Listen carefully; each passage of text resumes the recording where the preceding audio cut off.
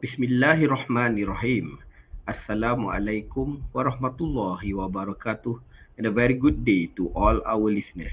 Welcome to IKIMfm, and thank you for joining us in another episode of Man and Nature, where we reflect on the relationship between human beings, knowledge, ethics, nature, and the well-being of society. Today, we will be discussing the topic Growing Up with Nature, Environmental Education in Finland. Recently, we celebrated the World Environment Day, and Finland is widely known for its forests, lakes, and strong education system. It is often called the land of a thousand lakes, though in reality it has around nearly 200,000 lakes, and about three quarters of the country is covered by forests. In Finland, environmental education is not only about teaching children facts about nature, it is also about helping them to understand their surroundings, care for shared spaces, practice responsibility, and grow with a sense of respect for the environment. These connect closely with our main theme, navigating future challenges in knowledge, ethics, and human well-being. As the world faces climate change, biodiversity loss, pollution, and unsustainable lifestyle, we need education that prepares our future generation not only to know more, but also to live wisely and responsibly.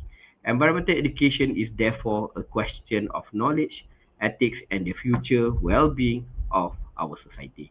To help us explore this topic, we are pleased to welcome Mr. Muhammad Mustaqim Malek, Senior Research Officer at the Center for Science and Environmental Studies, IKIM, who is currently on study leave at the University of Helsinki, Finland.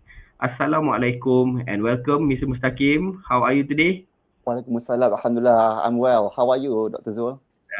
Great. I am doing great. Thank you for being with us today, Mr. Mustaqim, all the way from Helsinki. Uh, Yeah, it's, I'm glad to appear in this program. Thank Thank you, you for Mr. having me. Mustaqim. Before we begin, Mr. Mustaqim, could you briefly introduce about yourself and explain what brings you to Finland and with regards to this topic of environmental education? Yeah, thank you, Dr. Zul Ilham. Bismillahirrahmanirrahim. Alhamdulillah Rabbil Alamin. Wassalatu wassalamu ala ashrafil anbiya wal mursalin wa ala alihi wa sahbihi ajma'in. Uh, like it was introduced earlier by Dr. Zul, I'm currently doing my research in Finland for my doctoral research. I'm here with my family. Although to be honest, my own research is not directly related to environmental education. To be honest, but living here and having a child who is attending primary school here, or koulu as it is called in Finnish, has made me notice how children are introduced to nature and environment, and they are made familiar with them from a very young age. What I find interesting is that it does not only happen as a formal education in classroom, it also happens through everyday life, uh, like going outdoors, playing in parks, walking in the forest, sorting waste, recycling bottles, and learning how to take care of the shared space that we have here. So I'm speaking not as a specialist on the matter of environmental education, or not as a policymaker or something like that, but more from my experience as a person who are living here, and as a parent who observe Finnish life, Finnish education here. I think there are many useful things that we can reflect on, especially when we think about how to prepare our children for the future. Yeah. Interesting, Mr. Mustaqim. That is a very meaningful starting point because you are not only observing Finland and their lifestyle as a researcher, but also as a parent experiencing daily life with children that went to school there. sometimes the most valuable insights about education come from seeing how children actually live, learn, play, and grow within a particular society. Yes. Since you mentioned that environmental education happens through everyday life, it's like it is being embedded in daily life and not mainly in the classroom, not just through teaching. Perhaps we can start with the environment itself. From your experience, how would you describe the environment and everyday surroundings in Finland? Yeah, Dr. Zul, I think you mentioned earlier in the introduction, when people think of Finland, we often think about forests, lakes, and that image is actually quite accurate. Finland is sometimes called land of of a thousand lakes, but in reality, Finland has around 188,000 lakes, and about three quarters of the country is covered by forests. So we could say that Finland is one of the most forested country in Europe. Another interesting fact is that Finland has estimated around 22 billion trees. So with a population around 5.6 million people, that means there are thousands of trees for every person living here. So we could say that more trees than people. Perhaps this is also due to the how low population is in Finland actually, because if you compare the land area of Finland and Malaysia is quite similar actually, but the population size, I think Malaysia has around 35 to 36,000 million people, but in Finland only around 5.6 million. So their forest is more, the trees and nature is more than the people itself. But what is distinctive is not only the amount of nature. Many countries also has forests, parks, playground, and green spaces. What feels different in Finland is how closely nature, public space, and everyday life are connected. Even if you observe in urban areas, forests, lakes, walking trails, rocks, and open spaces are often very close to where people live. So nature and environment is part of people life here. So outdoor activities, our outdoor life also continues across seasons, including winter. Children still go outside even during blizzard. They still go outside. People still walk. Paths are cleared from snow, and winter are become part of everyday life rather than the season to stay indoors. So another important features is what they call in Finnish "joka miehen oikeudet," or every man's right. It means that people have broad access to nature, such as walking in the forest, picking berries, mushrooms, as long as they respected, as long as they respect the environment and other people's property. So if I could summarize in general what I think of environment or nature in Finland, the environment in Finland is not only something beautiful to look at, it is also something that people enjoy, people use, share, and learn how to care in their daily life. Yeah. That is a very interesting fact, Mr. Mustaqim, that you are sharing. Finland's environment seems to be more than just a beautiful landscape. And you have mentioned that it is part of everyday life to spend time in forests, lakes, walking trails, playground, and even in winter, when there is quite an extreme condition, it became part on how people live and learn. This reminds us that environmental awareness grows stronger when nature is not distant but present in daily experience. Dear listeners, you are listening to Man and Nature on IKIMfm. Today we are speaking with Mr. Muhammad Mustaqim Malek, Senior Research Officer at the Center for Science and Environment Studies, KIAS, IKIM, which is currently on study leave at the University of Helsinki, Finland. And our topic today is growing up with nature, environmental education in Finland. We have just heard about Mr. Mustaqim's experience in Finland and how the Finnish environment, with its forests, thousands of lakes, winter seasons, and public spaces, shapes everyday life. After this, we will explore on how these surroundings are reflected in Finnish environmental education. Stay with us.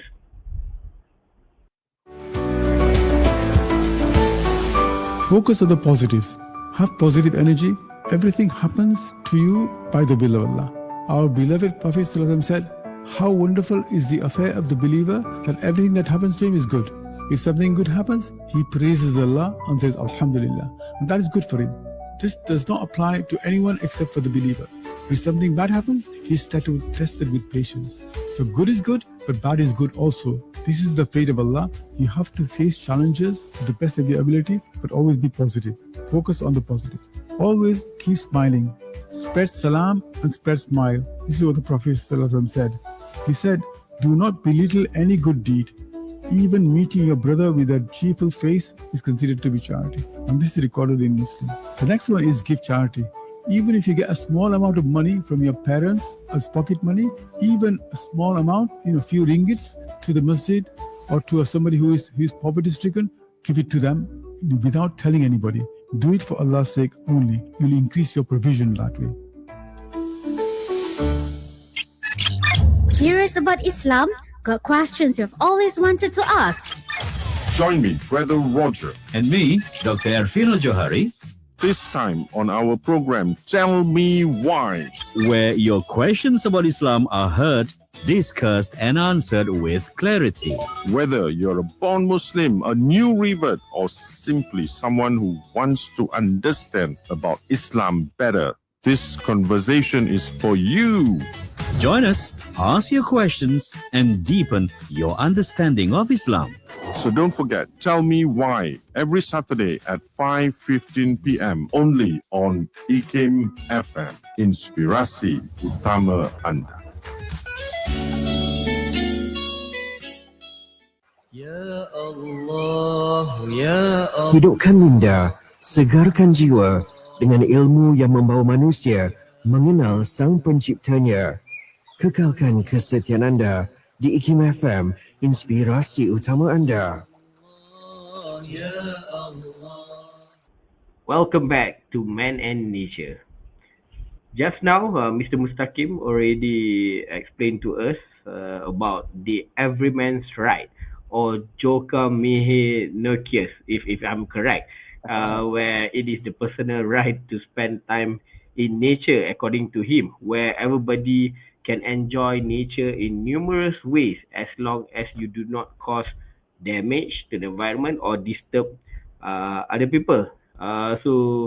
In relation to this, you also would like to tell us more about another Finnish idea of, if I'm correct, Iomoparistopi, or environmental education for children, Mr. Mustaqim. Perhaps you would like to explain more about this Finnish idea. Okay. I was deliberately put that phrase so that I also can practice how to pronounce it, because my son always often pronounce it because it's part of his subject at school. So in Finnish primary school, or we call it koulu, environmental education is taught through a subject called umparista oppi. So, or we call it environmental studies. So one interesting thing is that the word umparista, which means environment, is understood quite broadly than we thought.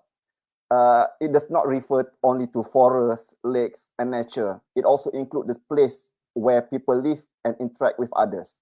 For example, when we hear the word environment, we might immediately think of forests, river, or related to nature. In the Finnish context, or in this context of education, however, a child's environment also includes the home, the school, the playground, the neighborhood, the road to school, and even the wider community. So environmental education is not only about understanding the nature, but also about understanding the world in which we live our daily life. Because of this broad understanding, children learn about a wide range of topics, including plants, animals, weather, seasons, even the human body, health, safety, society, and sustainable living.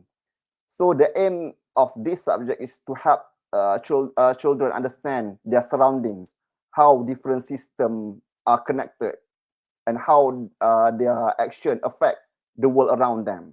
What they do, what will affect people that live or present in their surrounding. So in practice, learning is often linked to the observation and experience. Children may observe seasonal change and even try to do activity that suit the season. Learn about local plants and animals. Try gardening. Even last time, parents are invited to the school to do some gardening so that children learn how to take care of plants. So my son planted a strawberry and salad, I guess. What is it? I couldn't remember. But they learn how to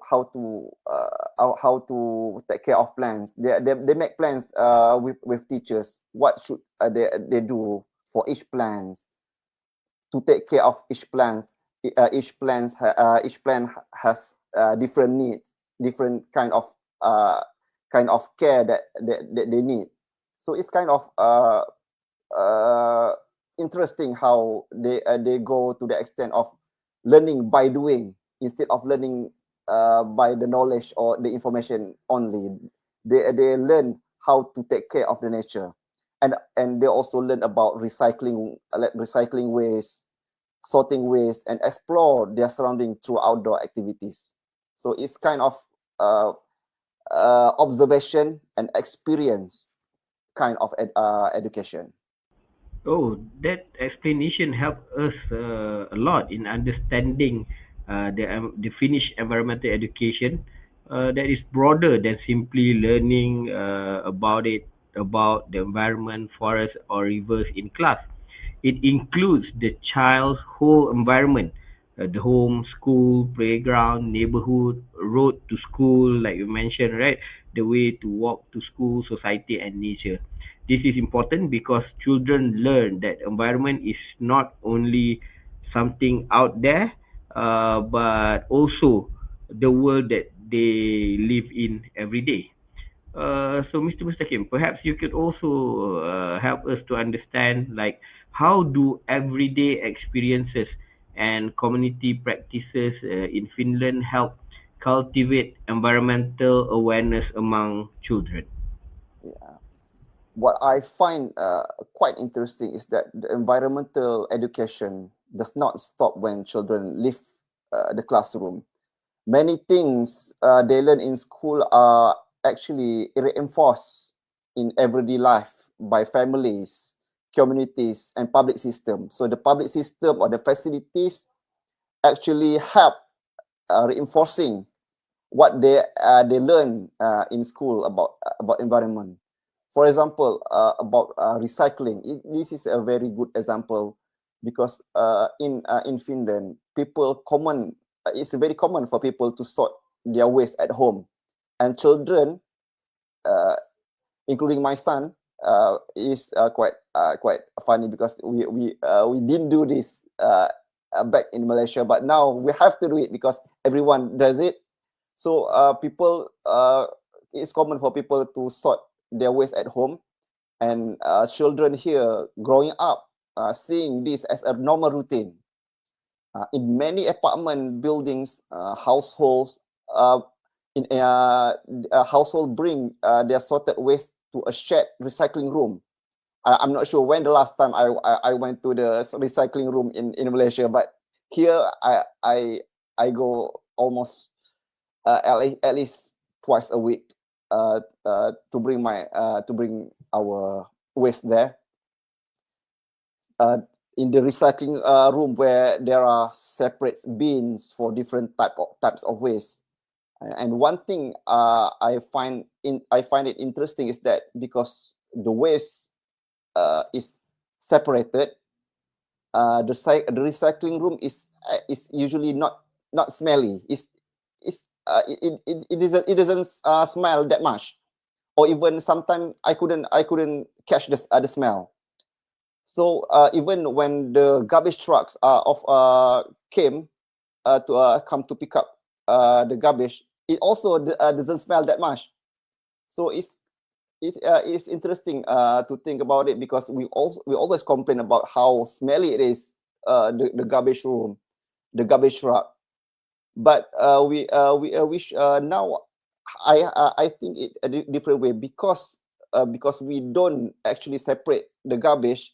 It is the one that contribute to the smell. At least that's how I understand it. And one other interesting system is that plastic bottles are commonly returned at machines in supermarket. So after we drink our drinks that we bought from the supermarket, the bottle is brought to the supermarket, and children see this whole process. Bottles are collected at home, brought to the supermarket, and inserted into a special machine, and then the machine will print a small coupon. That coupon can be immediately used at the cashier when buying groceries. So it's kind of you buy grocery, you present the coupon to the cashier, you get a reduced price. So it is quite practical. It's not like we have to collect a point or something. We can immediately use the reward. So this kind of recycling become visible to children, even very practical to ourselves, and even rewarding. Not just something that is something taught in school only. It is very much being practiced across the country, and also Thank you. outdoor. Yeah. Good to hear that, Mr. Mustaqim, that you and your family are also doing a lot of sorting and recycling at home. Yeah, because everyone does it, and we are because of the system, we are we are forced to do it, but now we are get used to it. Yeah. And also outdoors activities also play an important role. Families often spend time in forests, parks, or near lakes. Children play outdoors, walk, cycle, pick berries, and experiences seasonal change directly. Like I said, a forest is every man's right, where people have broad access to nature as long as they respect the environment and other people's property. One example is that berries and mushroom picking, which many families do it during late summer and autumn. It's very often to see people going to nearby forests to collect berries such as blueberries, lingonberries, and cloudberries. We also have done that. And also during mushroom season, families also collect edible mushrooms such as chanterelle, the one of the one in yellow color. And through this experience, like this, children learn that nature not only something to study, but also something to engage with, enjoy, and care responsibly. Another thing that stand out is the emphasis of caring for shared space, whether it is playground, walking paths, or forest trail and public areas. There is a strong expectation that people leave the space in a good condition for others. For example, when last time I visited the school, the cafeteria where the student had their lunch or snack. After eating, it is expected for students to clean up all the table where they sit. So it's kind of the responsibility that being taught to them to be mindful of others, especially after we use the shared space that also used by others. So I could say that environmental education in Finland is supported not only what children learn in school, but also by habits, system, and social expectation that they encounter in their everyday life. Thank you, Mr. Mustaqim.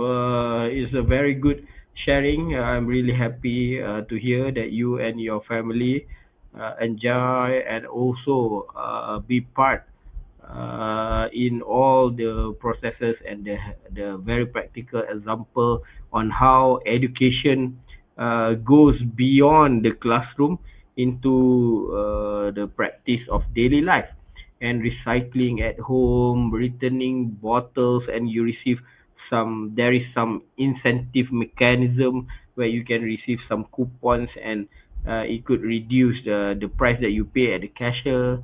Then cans at supermarkets that you can exchange, sorting waste in apartment building, and a lot of children are being given the opportunity and space to spend time outdoors. Caring for shared spaces can help children see environmental responsibility as a normal part of life. And when you have, in addition to that, when you have good systems and good habits work together, values become easier to practice. Dear listeners, we are still with Mr.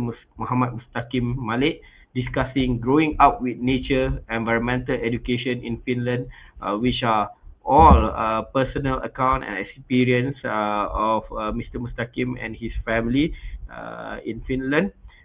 This is still Man and Nature on IKIMfm being produced by Patricia Afrina Yusrisham.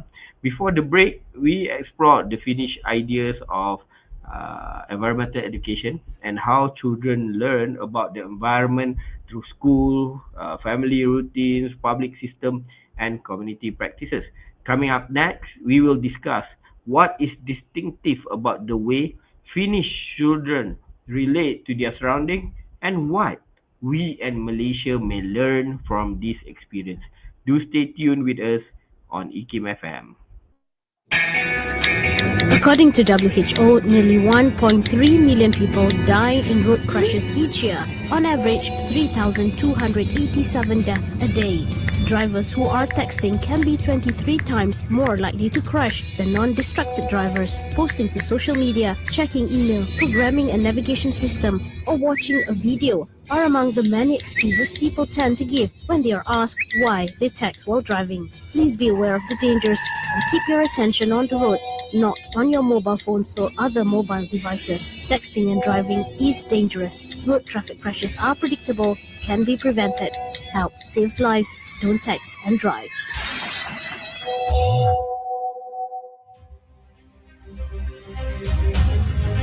There are no limitations to what you can do. However, you limit yourself when you only give yourself goals connected to the dunya. When our goals are only, I want to make this much money, marry this kind of man, have this many children, we become limited and we really can become depressed if we don't reach that goal. But if we expand our reach, our breadth of thinking, and we say instead, my goal is to grow my spiritual self, to work to serve the Muslim Ummah, to be of the people of Jannah, to be someone who's close to the Prophet Sallallahu Alaihi Wasallam. If we can raise up that ceiling really, really high, let's just break through it and just look at the sky, then we're not going to be disappointed. Because no matter what, even when we have setbacks, and we will, because we're working for Allah, even the setback is a step forward because we learn from it. When we don't get what we want, we're looking around, oh, what does Allah have for me instead? What is the exciting thing that Allah is giving me instead? We get curious about our life. So I would say to women around the world, expand your horizons spiritually. Don't limit yourself to only dunya goals. Those dunya goals will be much bigger when we're working for Allah.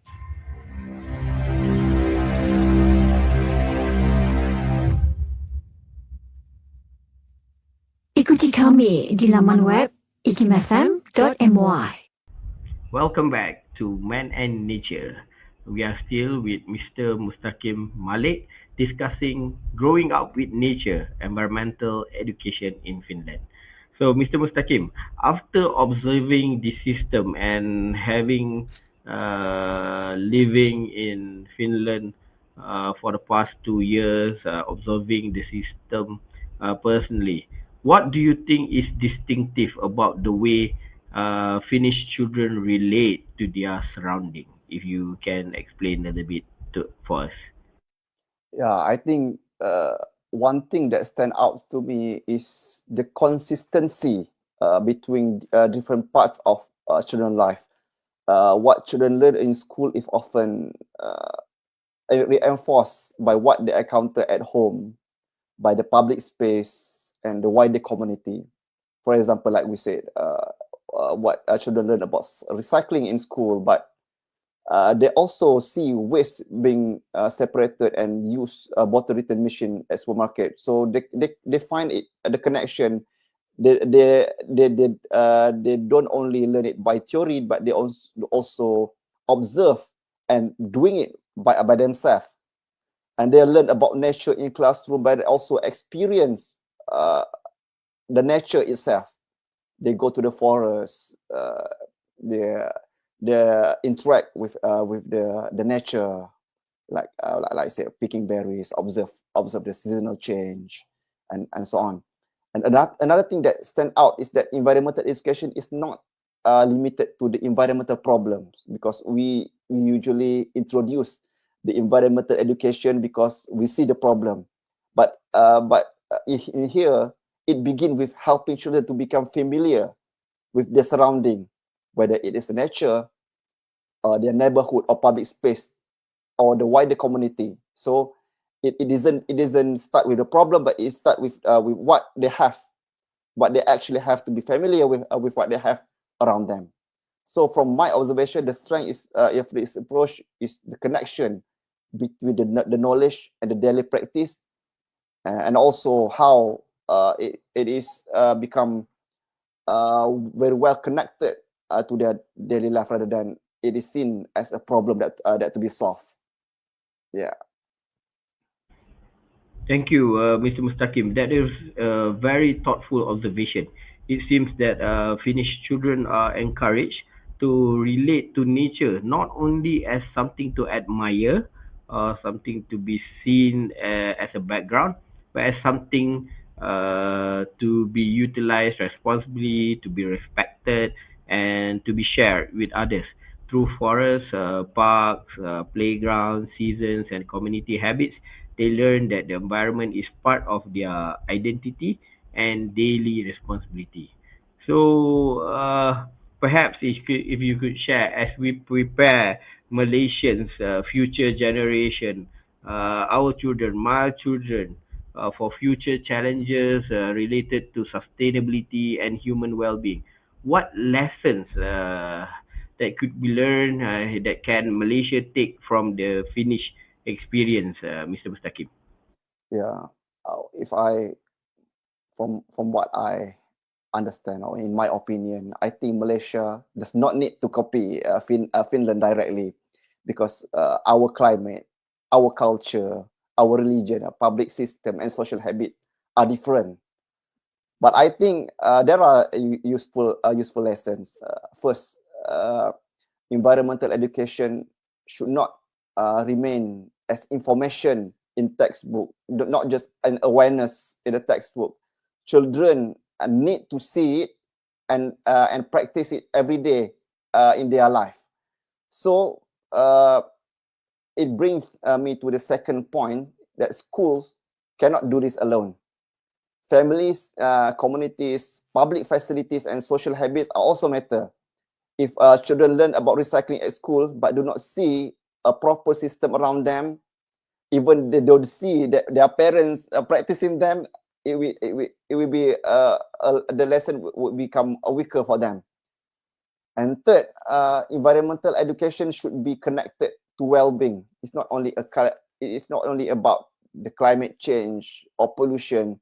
It is also about helping children to develop healthier relationship with their surroundings, spend time outdoors, and understand that human well-being is connected to the environment.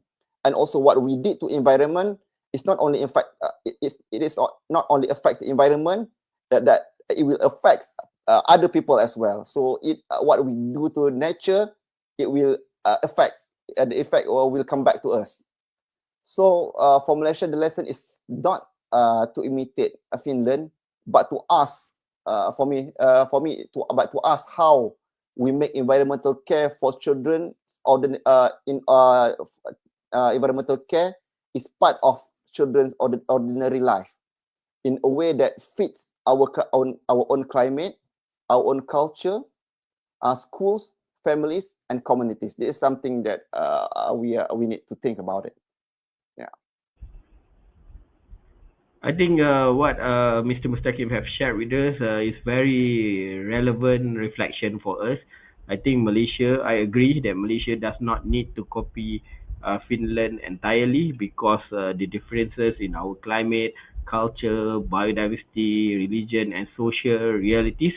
But what we could learn from the principle that environmental education should be practical, consistent, and connected to everyday life, so that what you learn in classroom can immediately be practiced in your daily life. And children should not only be told to care for the environment, they should also be given the opportunities to practice it at home and to see their parents, their elderly, to do it in school, at home, and in the community. Mr. Mustaqim, thank you very much for sharing your observations and reflections with us today. Dear listeners, today's discussion reminds us that environmental education is not only about what children learn in textbook.